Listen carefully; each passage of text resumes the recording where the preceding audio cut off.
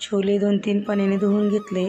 त्यामध्ये आल्याचे 2-3 तुकडे, 2 मोठ्या वेलच्या, हिरव्या वेलच्या 2-3, 1 बादलचा तुकडा, 1 दालचिनीचा तुकडा टाकून ते भिजवून घेतलं। दुसऱ्या दिवशी सकाळी त्याच्या 2 शिट्ट्या काढल्या।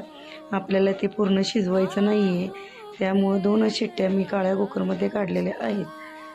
ते अशा प्रकारे शिजलेलं आहे।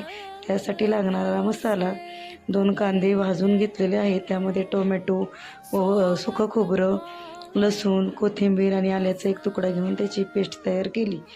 ती पेस्टची फोडणी मी दिलेली आहे। ती लालसर होईपर्यंत तळून घेतली। त्यामध्ये आपल्या चवीनुसार चटणी आणि हळद टाकलेली आहे। ते भाजून घेतल्यानंतर त्यामध्ये शिजवलेले छोले सर्व पाण्यासकट टाकून द्यायचे आहे।